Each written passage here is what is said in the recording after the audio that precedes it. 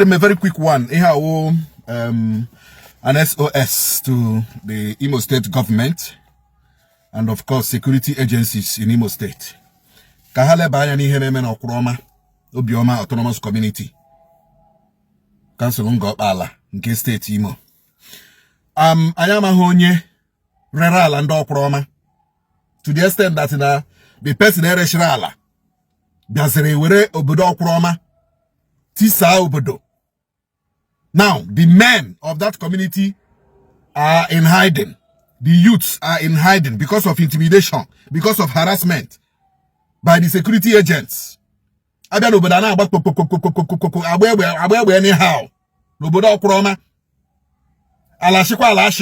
Community land, the mother area.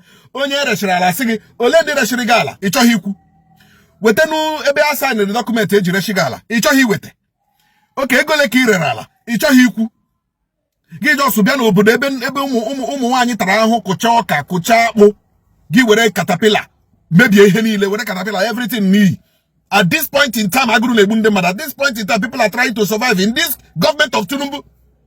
Gi were the mind iji caterpillar Ghana ngam ndị mmadụ tara ahu kochubu the community umu nwanyi tara ahu kochubu ya gi je were caterpillar la ihe niile ni la bu ni la ka ni.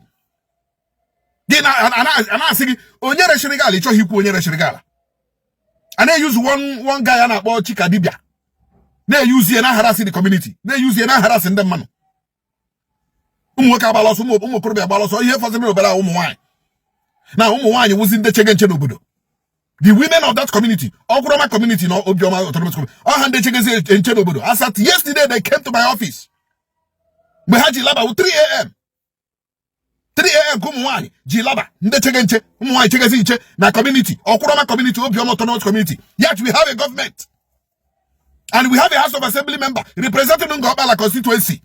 What is that House of Assembly member doing? House of Assembly member or we you can see the Inube here again na that Okuroma. The other time it was Umundoche. Now Obala Okuroma. And we have a House of Assembly member in that community representing that constituency. What are you people doing, self? Representative for my foot. You know, representative, you cannot do that, you cannot protect your people, you cannot speak on behalf of your people. You cannot step in and solve the problem. Then why are you a representative of your people? We even have a House of Rep member from Ngor-Okpala. What are you people doing?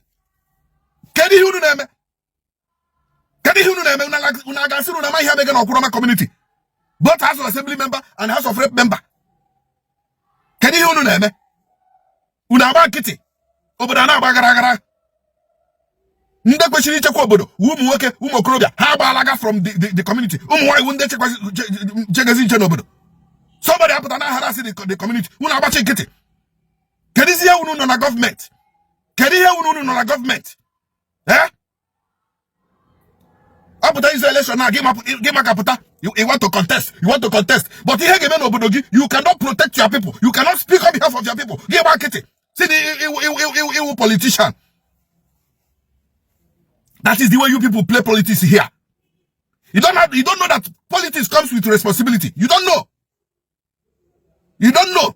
Vying for elected position comes with responsibility. When you are elected, it comes with huge responsibility. You don't know.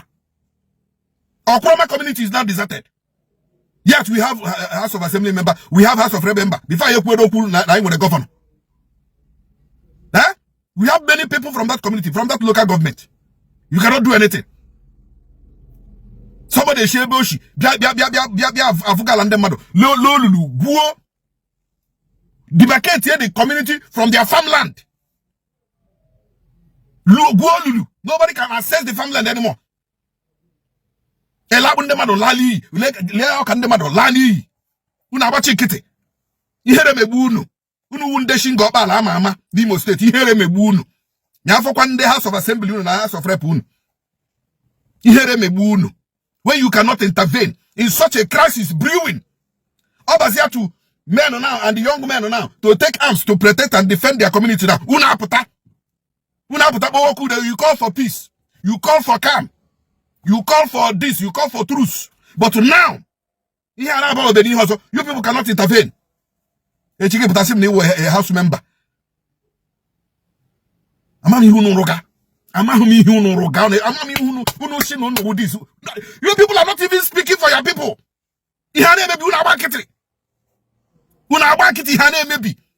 you have the power to speak. And you wouldn't know when there any political power. We are speaking.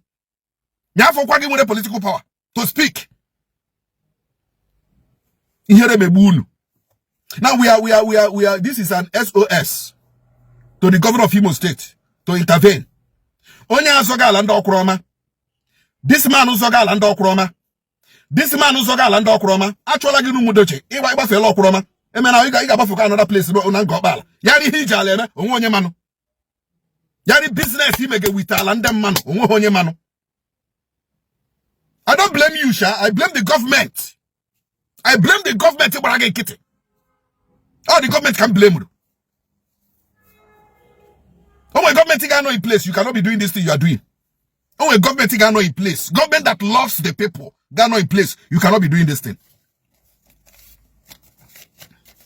We will keep shouting until onye jail and autonomous autonomous community. Ngor-Okpala high. Yet we have a government.